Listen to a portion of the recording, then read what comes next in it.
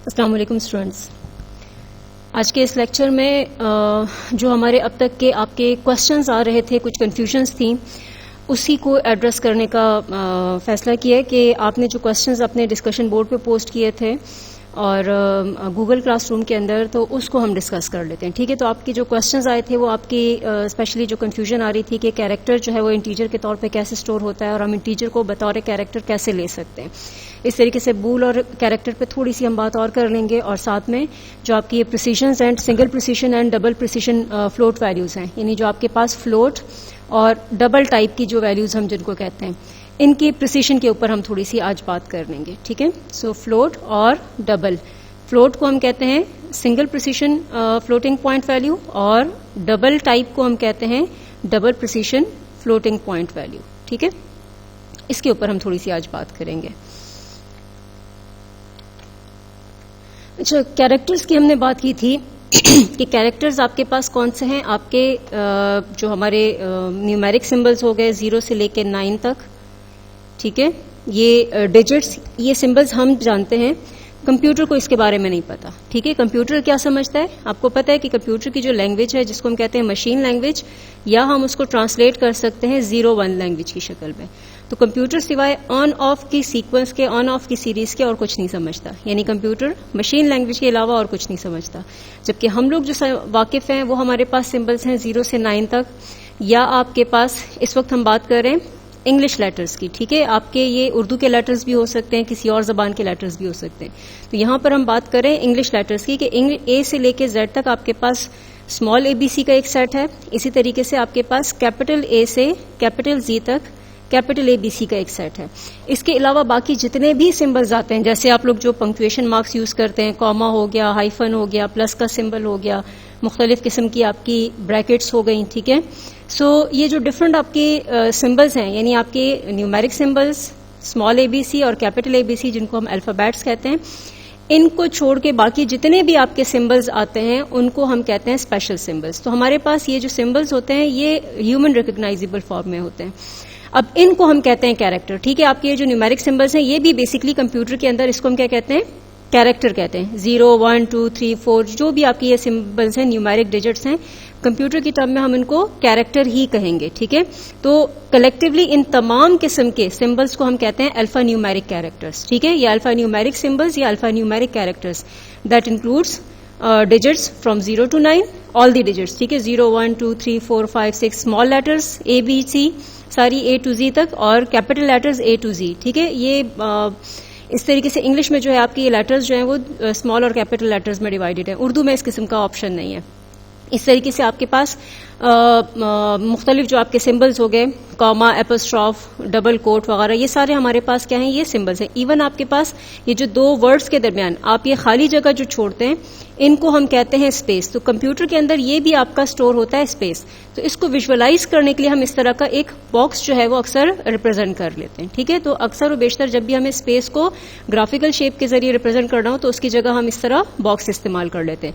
तो इवन आपका जो स्पेस है, टैब है, ये भी आपका क्या है, एक कैरेक्टर के तौर पर आपकी कंप्यूटर की मेमोरी के अंदर स्टोर होता है।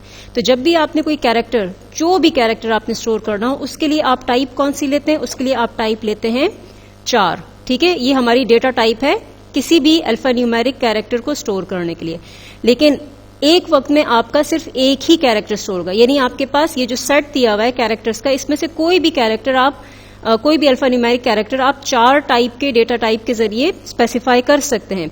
लेकिन याद रहे कि एक वक्त में मेमोरी के अंदर, उस पर्टिकुलर मेमोरी में आपके पास सिर्फ एक ही कैरेक्टर स्टोर होगा। ठीक है, अच्छा, अब यहाँ पे जो सवाल था कि ये कैरेक्टर्स तो हम समझते हैं, कंप्यूटर तो नहीं समझता। तो उमूमन यहाँ पे क्या होता है कि आपके ये जो कैरेक्टर्स हैं, इन कैरेक्टर्स को कन्वर्ट किया जाता है, बल्कि आप कह लो कि हर एक कैरेक्टर को एक यूनिक नंबर असाइन कर दिया जाता है। वो नंबर जो है उसका कहलाता है कोड। ठीक है, आपके पास एक सिस्टम ऐसा डेवलप किया गया है जिसमें आपके जो ह्यूमन रीडेबल कैरेक्टर्स हैं, वो चाहे आपके इंग्लिश लैंग्वेज के हैं, चाहे आपके उर्दू लैंग्वेज के हैं, अरबी है, फारसी है, चाइनीज है, जापानीज है, जिस लैंग्वेज भी है, जिसको आपने कंप्यूटर में रिप्रेजेंट करना है, तो उसका सिंपल तरीका क्या है कि आप उन हर एक कैरेक्टर, जो बेसिक कैरेक्टर्स हैं, उन कैरेक्टर्स को आप एक यूनिक नंबर, हर एक कैरेक्टर को, हर एक सिंबल को एक यूनिक नंबर असाइन कर दें। वो नंबर जो है उसका कोड कहलाएगा। अब ये जो नंबरिंग सिस्टम है, कैरेक्टर्स को कोड असाइन करने के लिए मुख्तलिफ आपकी जो टेक्निक्स हैं वो इंट्रोड्यूस की गई हैं, मुख्तलिफ कोडिंग सिस्टम जिसको हम कहते हैं वो इंट्रोड्यूस की गई हैं। कोडिंग सिस्टम कह लें या हम इसको कहते हैं इनकोडिंग सिस्टम, ठीक है। तो मुख्तलिफ इनकोडिंग टेक्निक्स या इनकोडिंग सिस्टम्स जो हैं आपकी इस्तेमाल की गई हैं या डिवाइस की गई हैं। हम जो इस वक्त स्टैंडर्ड इनकोडिंग स्कीम यूज कर रहे हैं उसको हम कहते हैं ASCII, American system code for information interchange. ये आपके जो इंग्लिश के इनिशियल जो 128 लेटर्स हैं, जिसमें आपके कुछ बेसिक जो पंक्चुएशन मार्क्स हैं इंक्लूडिंग ब्रैकेट्स वगैरह, स्पेस, 0 से 9 तक डिजिट, अल्फाबेट्स के जो सिंबल्स हैं स्मॉल और लेटर्स और कैपिटल लेटर्स में, इन तमाम के जो कोड हैं ये तकरीबन आपके जो फर्स्ट 128 कैरेक्टर्स बनते हैं ये इनको असाइन किए गए। ये हमारे स्टैंडर्ड कोड्स हैं, ठीक है, स्टैंडर्ड नंबर्स असाइन किए गए। अब आस्की कोड जो आपके दिए गए, इस वक्त हमारे पास जो सिस्टम यूज हो रहा है उसमें एक सिस्टम है जिसमें 7 बिट में आपका कोड असाइन किया जाता है और एक आपका है 8 बिट में। तो इस वक्त जो हमारा स्टैंडर्ड इस वक्त चल रहा है वो है आस्की 8 बिट कोड, यानी हम 8 बिट के सेगमेंट में या 8 बिट के ग्रुप में हम जो कोड डिफाइन करते हैं वो एक कैरेक्टर का कोड होता है, ठीक है। तो इस वजह से हम इसको कहते हैं आस्की 8 बिट कोड या सिंपली हम आस्की कोड कह देते हैं। इस वक्त हमारा स्टैंडर्ड आस्की 8 बिट का चल रहा है। उसमें से जो आपके इनिशियल 128 कैरेक्टर्स हैं वो स्टैंडर्डाइज हैं, ठीक है। वो आपके चाहे आप किसी भी प्लेटफॉर्म पे चले जाएं, किसी भी सिस्टम में चले जाएं, कोई भी कंपाइलर उठा लें, उसमें आपको वो initial 128 characters starting from code number 0 से 0, 1, 2, 3, 4 अप टू 127 तक, ये टोटल आपके 128 नंबर्स बनते हैं, कोड्स बनते हैं। और ये 128 कोड्स जो है आपके डिफरेंट कैरेक्टर्स को असाइन किए गए। तो ये जो शुरू के 128 कोड्स हैं, कैरेक्टर्स हैं, वो स्टैंडर्ड है, ठीक हो गया। बाकी जो इसके अलावा आपके कैरेक्टर्स हो गए, जैसे कि और इंग्लिश के अलावा जो लैंग्वेजेस हैं उसको फॉरेन लैंग्वेज कहा गया है रॉबर्ट लैफोर की बुक में। और ऑब्वियसली कि जो लैंग्वेज आपकी बनाई गई है वो ज्यादातर अमेरिका में या अंग्रेजों ने बनाई है, तो वो अपनी ही लैंग्वेज के हवाले को प्रेफरेंस देंगे। तो उनके लिए वो लैंग्वेजेस जैसे हमारी लैंग्वेज हो गई, चाइनीज हो गई, अरबिक हो गई, ये सारी क्या है फॉरेन लैंग्वेज में आती हैं। तो जब जरूरत महसूस हुई कि आपके ये जो बाकी इंग्लिश के अलावा जो बाकी लैंग्वेजेस हैं उनके कैरेक्टर्स को भी रिप्रेजेंट किया जाए, तो मुख्तलिफ कंपाइलर के जो वेंडर्स हैं उन्होंने जो नेक्स्ट जो 128 कैरेक्टर्स हैं यानी अप टू 256 तक वो यानी 128 कोड नंबर से स्टार्ट करके 128 कोड नंबर 129 इस तरह से चलते जाएं 255 तक आपके पास ये कोड नंबर आ जाता है। ये कोड नंबर जो इस्तेमाल किए गए हैं वो आपके मुख्तलिफ इम्प्लीमेंटेशन के अंदर मुख्तलिफ कैरेक्टर्स के लिए ये कोड इस्तेमाल किए जाते हैं। यानी आपकी जो लास्ट पोर्शन है आस्की कोड के अंदर वो कंपाइलर या आपके सिस्टम डिपेंडेंट है, वो स्टैंडर्डाइज नहीं है। इनिशियल 128 कैरेक्टर्स जो है वो आपके स्टैंडर्डाइज हैं, ठीक है। अब यहाँ पे सवाल क्या हुआ, तरीका क्या हुआ कि आप जो कैरेक्टर देते हैं वो बेसिकली आपका कंप्यूटर की मेमोरी में कैसे स्टोर होगा। ये जो कैरेक्टर आप देते हो वो कैरेक्टर आपका कन्वर्ट होता है उसके इक्विवेलेंट कोड में, ठीक है। यानी कोड आपके पास कौन सा होगा, कोड हमेशा आपका इंटीजर की फॉर्म में होगा, ठीक है। वो इंटीजर वैल्यू होती है जिसमें आपके पास कोई फ्रैक्शनल पार्ट नहीं होता, उसको हम टाइप इंट के जरिए रिप्रेजेंट कर सकते हैं। उमूमन कोड आपके पास क्या है, इंटीजर वैल्यूज है, इंटीजर नंबर्स हैं जिनमें कोई फ्रैक्शनल पार्ट नहीं होता। इन इंटीजर नंबर्स को हम टाइप इंट के जरिए, शॉर्ट इंट लें, लॉन्ग इंट लें या आप लॉन्ग इंट लें या इंट लें, उनके जरिए हम रिप्रेजेंट कर सकते हैं कंप्यूटर के अंदर, ठीक है। तो हम इसको कह रहे हैं कि कोड आपके पास हमेशा इंटीजर नंबर्स में ही होंगे जिसको आप इंट के जरिए रिप्रेजेंट कर सकते हैं। तो अब कंप्यूटर क्या करता है कि आपने जो कैरेक्टर दिया है उस कैरेक्टर को उसके इक्विवेलेंट कोड में कन्वर्ट करेगा। वो कोड जो है आपका फिर कन्वर्ट होगा मशीन लैंग्वेज के अंदर 0-1 लैंग्वेज के अंदर। यानी 0-1 लैंग्वेज वो लैंग्वेज है जो उस मशीन के लिए अंडरस्टैंडेबल होगी, ठीक है, जिसको हम कहेंगे मशीन लैंग्वेज कोड। तो नंबर्स को 0-1 में बाइनरी फॉर्म में या मशीन लैंग्वेज में कन्वर्ट करना ज्यादा आसान है बनिस्बत इन कैरेक्टर्स को कन्वर्ट करने के। तो जो भी कैरेक्टर है उसका इक्विवेलेंट कोड कंपाइलर लेगा, उसको कन्वर्ट करेगा मशीन लैंग्वेज कोड यानी 0-1 की सीक्वेंस में, ठीक है। तो यहां पर आप जब कैरेक्टर टाइप डिफाइन करते हैं तो बेसिकली आपका वो जो 4 टाइप है वो असल में आपकी कंप्यूटर की मेमोरी के अंदर उसका कोड ही स्टोर होता है। तो इसका मतलब ये हुआ कि आप अगर इंटीजर वैल्यू लें और उसको किसी तरीके से एज अ कैरेक्टर डिस्प्ले करना चाहें या कैरेक्टर वेरिएबल के अंदर स्टोर करना चाहें तो आप आराम से स्टोर कर सकते हैं। यही चीज मैं आपके सामने आपके स्क्रीन के ऊपर प्रोग्राम के जरिए डेमोस्ट्रेट करती हूँ, ठीक है। तो लेट्स सपोज हम यहाँ पे ले लेते हैं एक इंटीजर वैल्यू, ठीक है। लेट्स सपोज मैं इसको नाम दे देती हूँ, फॉर एग्जाम्पल मैंने इसको नाम दे दिया कोड, ठीक है। और इसको हम वैल्यू कोई भी दे देते हैं, लेट्स से हम कहते हैं इसको 104, यानी ये एक मेरा इंटीजर नंबर हो गया। ठीक है, हमने कहा था ना कि हमारे पास जो लिटरल वैल्यूज जब हम लिखते हैं जिसमें कोई डेसिमल पॉइंट नहीं होता तो बाय डिफॉल्ट उनकी टाइप होती है इंटीजर। अब यहां पर सिचुएशन क्या है कि कोड के नाम से मेरे पास एक इंटीजर टाइप का वेरिएबल है जिसके अंदर वैल्यू हमने इनिशियलाइज करवाई है 104 से। इसी तरीके से हम एक और वेरिएबल लेते हैं 4, लेट्स सपोज मैंने उसका नाम दे दिया CH, और अब सिंपली मैं यहां पे क्या कर रही हूं, आप चाहे यहां पे इक्वल के बाद दे दें या न्यू लाइन पर दे दें CH इज इक्वल टू और आगे जो भी हम काम कर रहे हैं CH को बजाय इसके कि मैं यहां पर कोई कोड दूं, ठीक है, इस तरह मैं कोई कोड दूं, हम सिंपल में क्या कर रहे हैं, यानी मैं यहां पे क्या कर रही हूं, मैंने CH इज इक्वल टू क्या किया, कोड कर दिया। ठीक है, नॉर्मली हमारे पास क्या हो रहा है यहां कि हमने यहां पर एक इंटीजर वेरिएबल के अंदर जो वैल्यू इंटीजर स्टोर है वो ली, और वो वेरिएबल जो है हमने असाइनमेंट ऑपरेटर के राइट पर लिखा, उस असाइनमेंट ऑपरेटर के लेफ्ट पर है CH के नाम से वेरिएबल। अब जरा हम चेक करते हैं कि CH मुझे क्या दे रहा है। ठीक है, तो हम यहां पे आते हैं Cout आउटपुट स्टेटमेंट के जरिए, और हम चाहते हैं कि हमारा ये हमेशा न्यू लाइन के ऊपर है, यहां पे हम कहते हैं CH। फिलहाल हम सिंपल वैल्यू डिस्प्ले कर रहे हैं। ठीक है, बाद में कोड और वो चीज हम दोबारा देखते हैं। सो अभी देखिए मैंने क्या किया है, Cout और CH कर दिया है। सो इसको अब आप कंपाइल करें, बिल्ड करें, आपकी यहां पर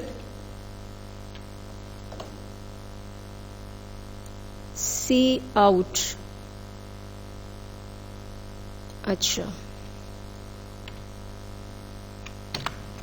अच्छा यहां पे देखें जस्ट स्पेलिंग का मसला था, नेम स्पेस की स्पेलिंग जो थी वो गलत थी, तो इस वजह से वो Cout को रिकॉग्नाइज नहीं कर पा रहा था। तो अब देखें हमारे पास फाइल कंपाइल हो चुकी है। अब यहां पे हम क्या करते हैं, इसको रन करते हैं।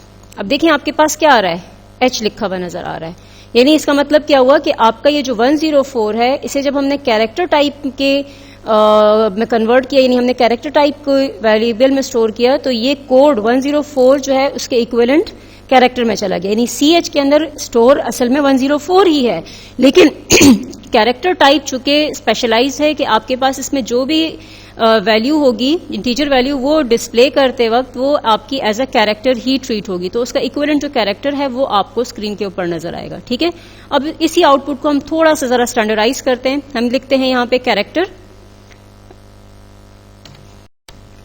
अच्छा, अब थोड़ा सा जरा इसको स्टैंडर्डाइज तरीके से आउटपुट लिया है कि न्यू लाइन के ऊपर लिखा हुआ मुझे नजर आए कैरेक्टर इज इक्वल टू, और आगे वो कैरेक्टर होगा, और उसके बाद फिर नेक्स्ट Cout के जरिए है, लेकिन आपको पता है कि Cout को जहां कर्सर मिलेगा वहीं पे प्रिंट करेगा। ठीक है, तो हमने यहाँ पे न्यू लाइन इस्तेमाल नहीं किया बल्कि टैब कैरेक्टर \T इस्तेमाल किया, तो ये एक टैब देगा, फिर उसके बाद लिखा हुआ नजर आएगा कोड इज इक्वल टू, यानी आपके पास ये स्पेल होके जैसे आपने लिखा हुआ है ना उसी तरह लिखा हुआ स्क्रीन के ऊपर नजर आएगा, और उसके बाद फिर जब स्पेस प्रिंट होगा तो उसके बाद फिर कोड के अंदर जो वैल्यू है वो स्क्रीन पे प्रिंट हो जाएगी। ठीक है, सो इसको हम बिल्ड और रन करते हैं, यानी कंपाइल करके रन करते हैं। ये देखें character is equal to H, code is equal to 104।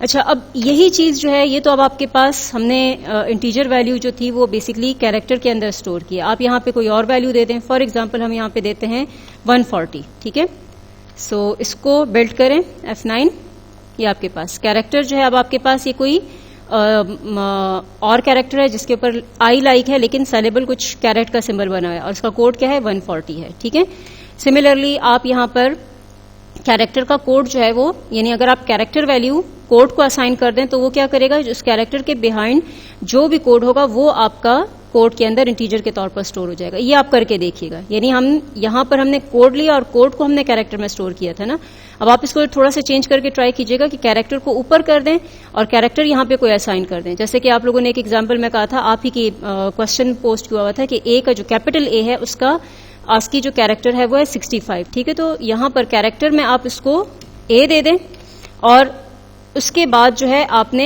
ये CH जो है ना वो कोड को असाइन कर देना, यानी आप लिखें int code is equal to CH, तो भी आपको इसी तरह का कुछ रिजल्ट मिलेगा। ठीक है, सो यहां पर मैं एक और तरीका आपको बता रही हूं, स्पेशली C लैंग्वेज के अंदर हमारी जो आउटपुट स्टेटमेंट है प्रिंट F, उसके जरिए जो है भी हम ये बहुत क्लियरली देख सकते हैं कि हमारे पास इंटीजर और वैल्यूज को हम कैरेक्टर और कोड के अंदर रिप्रेजेंट कर सकते हैं। ठीक है, सो प्रिंट एफ लेने के लिए मुझे नेम स्पेस हेडर फाइल चाहिए होगी stdio, अब यहां पर देखें stdio के साथ हमें .h लिखना होगा, स्टैंडर्ड इनपुट आउटपुट हमारे पास ये हेडर फाइल है।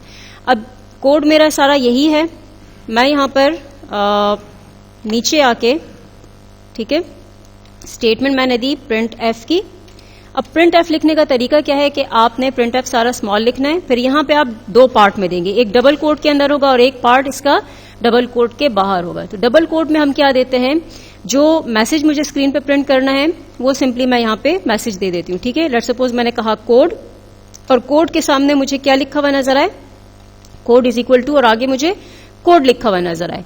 तो अब कोड बेसिकली चूंकि नंबर न्यूमेरिक फॉर्म में होगा, इंटीजर फॉर्म में होगा, तो इसके लिए मैं यहां पे इस्तेमाल कर रही हूं %d, ठीक है। तो %d का मतलब है इंटीजर फॉर्मेट, यानी हम इसको फॉर्मेट स्पेसिफायर कहते हैं, ठीक है। आपने इस पे कंफ्यूज नहीं होना, जस्ट मैं आपको एक हिंट या एक नई टेक्निक बता रही हूं कि आपने कैरेक्टर जो है किस तरीके से आप प्रिंट कर सकते हैं। यहां पर %d का मतलब है इंटीजर वैल्यू डिस्प्ले करना। हम जब भी सी के अंदर इंटीजर वैल्यू डिस्प्ले करते हैं तो वहां पर हम %d इस्तेमाल करते हैं, ठीक है। तो ये मेरा पहला फॉर्मेट स्पेसिफायर हो गया। उसके बाद हम देते हैं \t, यानी ये मेरा टैब कैरेक्टर हो गया जो कि एक टैब देगा। फिर उसके बाद हम यहां पे कहते हैं कैरेक्टर, और फिर मैंने आगे दे दिया इक्वल। अब कैरेक्टर चूंकि क्या है हमारे पास, मुझे कैरेक्टर की शेप में चाहिए ना, तो हम यहां पे देंगे %c। ये हमारा फॉर्मेट स्पेसिफायर हो गया फॉर कैरेक्टर, ठीक हो गया। तो %d का मतलब कि इंटीजर और %c का मतलब कैरेक्टर। अब देखें डबल कोट से बाहर आ जाएं और कॉमा दे दें, यानी कॉमा के बाद अब हमने जो फॉर्मेट स्पेसिफायर्स दिए ना, इनके लिए हम वैल्यू बताएंगे कि भाई इनकी वैल्यूज कहां से आएंगी, %d कहां से उठाएगा, %c कहां से उठाएगा। अब आप उमूमन फॉर्मेट स्पेसिफायर जब बताते हैं तो वेरिएबल की जो लिस्ट बताएंगे कॉमा के बाद, वो तरतीब बिल्कुल उसी तरह होगी जिस तरतीब से आपने फॉर्मेट स्पेसिफायर दिए, यानी पहली वैल्यू, पहले वेरिएबल की वैल्यू पहले फॉर्मेट स्पेसिफायर के पास लेफ्ट से, और दूसरे वेरिएबल की वैल्यू दूसरे फॉर्मेट स्पेसिफायर के पास, ठीक है।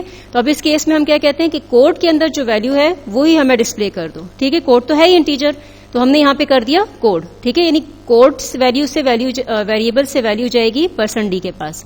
अब जो %c है वो वैल्यू कहां से उठाएगा वो हम बताएंगे कॉमा, सेकंड कॉमा, और सेकंड कॉमा के बाद हम वेरिएबल का नाम बता देंगे, ठीक है। अब यहां पर देखें आपके पास जो ट्रिकी पार्ट है कि %c के लिए भी हमने वेरिएबल का नाम कोड ही रखा है। अब दोनों क्या है मेरे पास, दोनों ही इंटीजर हैं, ठीक है। तो यहां से आपको क्लियर हो जाएगा कि बेसिकली आपके नंबर कैरेक्टर्स जो हैं वो इंटीजर की शक्ल में कन्वर्ट होते हैं, बेसिकली आस्की कोड में कन्वर्ट होते हैं, और जो आस्की कोड है हमारे वो इंटीजर नंबर की शक्ल में होते हैं।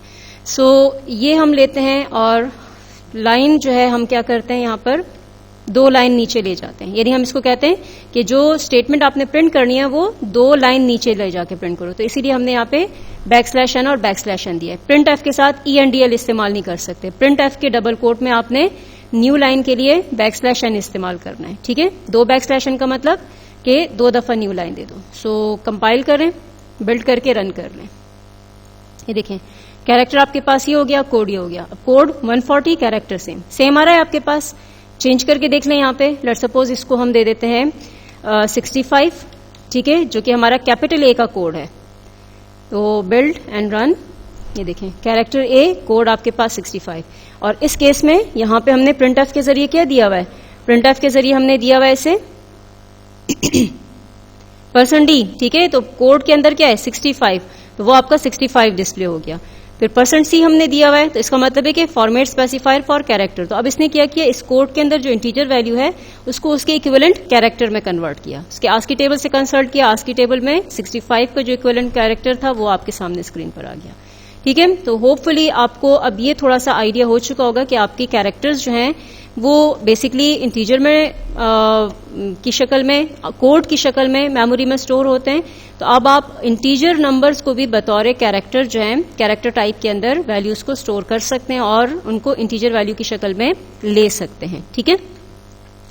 अच्छा, दूसरा क्वेश्चन तो आपके पास, यानी कैरेक्टर एज इंटीजर और इंटीजर वैल्यूज को हम कैसे स्टोर करेंगे। नेक्स्ट हमारे पास जो बूलियन टाइप के बारे में क्वेश्चन था कि बूलियन और चार तो आपको होपफुली क्लियर हो गया। उसी के साथ ही बूलियन क्या है आपके पास, बूलियन आपके पास है ट्रू फॉल्स वैल्यू। देखिए अक्सर सवालों के जवाब आपके पास होते हैं यस या नो की शक्ल में, ठीक है, हाँ या ना की शक्ल में आप जवाब देते हैं, कहीं आप कहते हैं सही या गलत की शक्ल में। अब ये सही गलत वैल्यू आपने कंप्यूटर में कैसे स्टोर करनी है, कैसे रिप्रेजेंट होगी। तो ये जो सही गलत वैल्यू है या यस या नो, जो 2 ही वैल्यूज हैं, इनको हम कहते हैं true value and false value. अब ये दोनों जो दो वैल्यूज हैं ये इस कहलाती हैं बूलियन वैल्यूज। ठीक है, जॉर्ज बूल के नाम पर इन वैल्यूज को कहा जाता है बूलियन वैल्यूज। तो ये ट्रू फॉल्स वैल्यूज हमारे पास हैं बूलियन वैल्यूज। अब बूलियन वैल्यूज ट्रू या फॉल्स को स्टोर करने के लिए हम जो कीवर्ड इस्तेमाल करते हैं C++। अब ये खास C++ से मंसूब है। ठीक है, तो कीवर्ड जो हम यहाँ पे इस्तेमाल करते हैं वो है हमारे पास बूल टाइप। तो बूलियन वैल्यू आपने कैसे स्टोर करनी है? मेन फंक्शन में हम दोबारा आते हैं। अच्छा, अब यहाँ पे मुझे इन कोड की जरूरत नहीं है तो हम इसको कमेंट कर देते हैं। ये जो है हमारे पास सिंगल लाइन कमेंट है, ये सारी लाइंस मुझे कमेंट करनी है तो हम एक और कमेंट लेते हैं /*। ये हमारा C की लेगेसी से आ रहा है, मल्टी लाइन कमेंट हम इसको कहते हैं */। ठीक है, यानी मल्टी लाइन कमेंट में क्या होगा आपके पास, स्लैश से स्टार्ट करेंगे, स्टार देंगे, स्पेस नहीं है इसके बाद आपने जो भी कमेंट करना है, जो कुछ लिखना है लिख लें, जितनी नई लाइंस इसमें शामिल करनी है कर लें। फिर आखिरी लाइन में आपने क्या करना है, स्टार देना है और फिर उसके बाद स्लैश दे देना है। तो इसके बीच में जो कुछ भी है वो सारा का सारा क्या हो जाएगा, कमेंट हो जाएगा। ठीक है, तो ये कमेंट हो गया सिंगल लाइन कमेंट और ये कमेंट हो गया मल्टी लाइन कमेंट। ये वाला कमेंट सिर्फ C++ में आपको मिलेगा और C++ के अंदर ये मल्टी लाइन कमेंट भी मिलेगा, लेकिन C लैंग्वेज में आपको सिर्फ मल्टी लाइन कमेंट ही मिलेगा, चाहे आपने सिंगल लाइन पे कमेंट देनी है या मल्टीपल लाइंस की कमेंट देनी है। ठीक है, बूलियन वैल्यू की बात करते हैं हम यहाँ पर। तो बूलियन टाइप के लिए मुझे टाइप चाहिए बूल। ठीक है, लेट सपोज मैंने यहाँ पे कहा ऑप्शन, उसके बाद आपके पास ऑप्शन अगर यस नो वाले हैं तो ऑप्शन आपके पास यस या नो होगा, या चले हम कह लेते हैं कि हम नाम दे देते हैं यस। ठीक है, हमने ऑप्शन दिया है यस, तो जब यस होगा ऑप्शन तो हम इसको क्या कहेंगे, ट्रू कहेंगे। अगर यस जो है हमारा यस वैल्यू नहीं होगी, ठीक है, यानी हमें नो वैल्यू चाहिए तो हम यस की वैल्यू क्या कर देंगे, फॉल्स कर देंगे। ठीक है, तो आप इस तरह भी ले सकते हैं। तो यहां पे हम कहते हैं वेरिएबल का नाम ऑप्शन। अब ऑप्शन में हम क्या दे सकते हैं, यानी इसके अंदर हम दो ही वैल्यू स्टोर कर सकते हैं, या तो हम ट्रू वैल्यू स्टोर कर सकते हैं या फिर हम इसके अंदर फॉल्स वैल्यू स्टोर कर सकते हैं। तो लेट्स सपोज अगर आपने ट्रू वैल्यू स्टोर करनी है तो आप यहां पे देंगे ऑप्शन यानी वेरिएबल का नाम जो बूल टाइप है, और यहां पे आप वैल्यू दे दें ट्रू। ट्रू वैल्यू को बताने के लिए आपके पास कीवर्ड है C++ के अंदर ट्रू। ठीक है, फाइल आपकी .cpp के नाम से सेव होनी चाहिए। अगर C के नाम से बाय मिस्टेक भी सेव हो गई है तो फिर आपका ये प्रोग्राम काम नहीं करेगा। ठीक है, अब ये वैल्यू हम चेक करते हैं, आप इसको सी आउट करके देख लें कि ऑप्शन के अंदर क्या वैल्यू है। इसी तरीके से अगर आपको कहीं पे ऑप्शन की वैल्यू फॉल्स करनी है तो option is equal to false कर दें। ठीक है, FALSE ये हमारा कीवर्ड हो गया। ठीक है, तो ट्रू वैल्यू और फॉल्स, इसको हम कहते हैं Boolean true and Boolean false. तो अब यहां पे देखें इस पॉइंट पर लाइन नंबर 6 में ऑप्शन की वैल्यू क्या हो गई है, ट्रू। इसके बाद आप जहां जहां ऑप्शन इस्तेमाल करेंगे वहां पे ऑप्शन से वैल्यू क्या आएगी, ट्रू वैल्यू आएगी। इसी तरीके से जहां जहां पे आपके पास, अब लाइन नंबर 7 में लेट सपोज हमने option is equal to false कर दिया, इसका मतलब है ऑप्शन की वैल्यू हो गई फॉल्स। अब जहां जहां अब आप लाइन नंबर 7 के बाद ऑप्शन इस्तेमाल करेंगे तो ऑप्शन की वैल्यू क्या होगी, फॉल्स होगी। आप चाहें तो इसको स्क्रीन के ऊपर इसको आउटपुट कर सकते हैं और देखिए आपके पास क्या रिजल्ट आता है। ठीक है, तो वहां पे आपके पास रिजल्ट जो आएगा वो स्क्रीन के ऊपर ट्रू फॉल्स लिखा हुआ नजर नहीं आएगा। ट्रू के लिए आपको 1 लिखा हुआ नजर आएगा और फॉल्स के लिए आपको 0 लिखा हुआ नजर आएगा। तो बेसिकली सी लैंग्वेज में आपके पास ट्रू फॉल्स वैल्यूज नहीं थी, बुलियन टाइप नहीं थी। जब भी हमें बुलियन टाइप वैल्यू स्पेसिफाई करनी होती थी तो सी लैंग्वेज के अंदर क्या स्कीम थी कि जो फॉल्स वैल्यूज हैं उसके लिए हम 0 इस्तेमाल करते हैं और ट्रू वैल्यू के लिए 1 इस्तेमाल करते हैं। तो यहां पे आपका इंटरनली अभी भी उसी तरह इस्तेमाल हो रहा होता है, फॉल्स के लिए 0 और ट्रू के लिए 1। लेकिन प्रोग्राम को ज्यादा रीडेबल बनाने के लिए C++ के अंदर ट्रू और फॉल्स कीवर्ड भी इंट्रोड्यूस कर दिए गए, लेकिन इंटरनली वो आपकी फॉल्स वैल्यू जो है वो मेमोरी में एज अ 0 नंबर 0 स्टोर होगी। ठीक है, लेकिन टाइप उसकी अब क्या होगी, टाइप उसकी बूल ही होगी, यानी बूल 0 है, इसका मतलब है कि ये फॉल्स वैल्यू है। बूल के अंदर आपके पास ये बुलियन 1 है तो इसका मतलब है ये ट्रू वैल्यू है। ठीक हो गया, ये हो गई हमारे पास बुलियन के हवाले से। प्रिसिशन की बात करें तो प्रिसिशन क्या है आपके पास, देखिए जब आप वैल्यू स्टोर करते हैं फ्लोट टाइप की, फ्लोट लेट सपोज हमने दिया पाई, अब यहां पे आप जो भी वैल्यू दे दें 22/7 दे दें। ठीक है, और यहां हम कहते हैं सी आउट,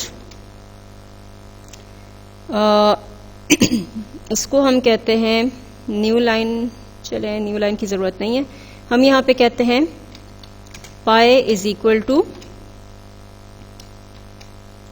ये हमने दे दिया। ठीक है, अब लेट्स सपोज हमारे पास क्या रिजल्ट आता है। अच्छा, हमने यहाँ पे क्या किया है, हमने लिखा है float pi is equal to 22/7। अब देखें ये 22 क्या है हमारे पास, लिटरल वैल्यू है, कौन सी टाइप की है, इंटीजर टाइप की है। 22 भी इंटीजर है और 7 भी इंटीजर है। तो जब आप इंटीजर वैल्यू के दरमियान कोई कैलकुलेशन करेंगे तो रिजल्ट भी इंटीजर आएगा। पाई में वो स्टोर हो जाएगी आपकी इंटीजर वैल्यू, ठीक है। तो जब आप इसको प्रिंट करेंगे तो आपके पास सिर्फ रिजल्ट क्या देगा, 3 देगा। यानी आपके पास रिजल्ट इंटीजर की शक्ल में आए लेकिन वो इंटरनली फ्लोट टाइप में कन्वर्ट हो गया। डेसिमल पॉइंट आपको नजर नहीं आ रहा। तो आपको अगर डेसिमल पॉइंट के साथ बताना है तो आप यहां पे क्या करेंगे, डॉट के साथ 0 लगा देंगे, ठीक है। 22.0 7.0। अब यहां पे इसकी वैल्यू जो है वो फ्लोटिंग पॉइंट में कन्वर्ट हो जाएगी। लेकिन अब ये वैल्यू बाय डिफॉल्ट इसकी टाइप क्या है, हमने कुछ मेंशन नहीं किया। तो C++ का कंपाइलर 22.0 डेसिमल पॉइंट है ना इसमें, तो इसको कन्वर्ट कर देगा टाइप डबल के अंदर। तो अब मुझे अगर ये बताना हो कि भाई ये डबल टाइप में नहीं लेना बल्कि इसको फ्लोट में लेना है, तो फिर हम यहाँ पे क्या करेंगे, आखिर में F लगा देंगे।